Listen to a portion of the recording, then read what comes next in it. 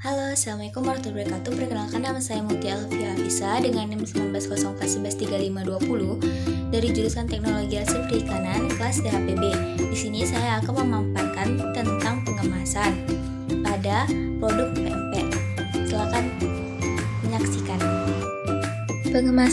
Pengemasan merupakan salah satu cara untuk melindungi atau mengawetkan produk pangan maupun non-pangan. Kemasan adalah suatu wadah atau tempat yang digunakan untuk mengemas suatu produk yang dilengkapi dengan label atau keterangan-keterangan termasuk beberapa manfaat dari isi kemasan. Pengemasan mempunyai peran dan fungsi yang penting dalam menunjang distribusi produk terutama yang mudah mengalami kerusakan. Fungsi pengemasan yaitu 1. Sebagai wadah atau tempat, yaitu untuk memudahkan penyimpanan produk yang berupa tepung-tepungan, butiran, cairan, dan gas agar tidak berserakan dan memudahkan pekerjaan bila akan dipindahkan atau diangkut. 2. Sebagai pelindung. Dalam hal ini, kemasan berfungsi sebagai pelindung dan tidak hanya sebagai pelindung produk yang dikemas, tetapi juga merupakan pelindung bagi lingkungannya di mana produk tersebut berada. Jadi, agar kemasan dapat memenuhi fungsinya dengan baik, bahan kemasan yang digunakan harus sesuai dengan produk yang dikemas dan memberikan sifat pelindung yang diinginkan. Sifat pelindungan yang diinginkan yaitu 1. Perlindungan terhadap udara dan air, 2. Perlindungan terhadap zat volatil, 3. Perlindungan produk sensitif terhadap oksigen, 4. Perlindungan pada bahan yang mengalami karbonisasi, 5. Perlindungan produk sensitif cahaya, 6. Perlindungan terhadap serangga dan rodent, 7. Perlindungan terhadap bahan rapuh mudah pecah.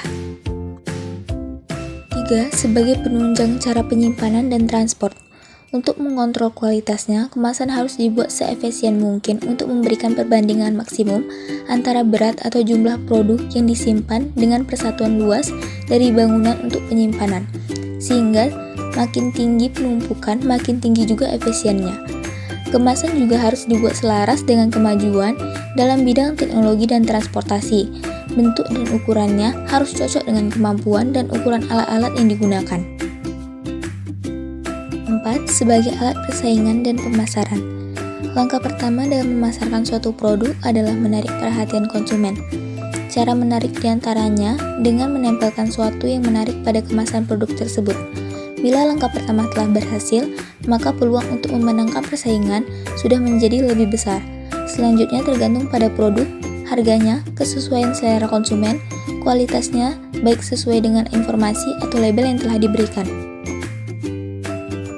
Pada pengemasan, bahan yang digunakan pun berbeda sesuai dengan bahan yang ingin dikemas.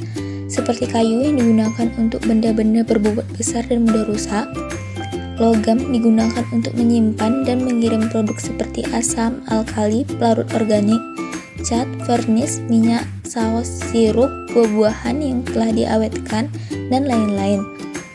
Kertas, yang mana digunakan sebagai kantong, amplop, pengemas produk yang akan dikapalkan, mengemas perak, fotografi, mengemas produk farmasi, dapat juga menjaga flavor produk yang dikemas.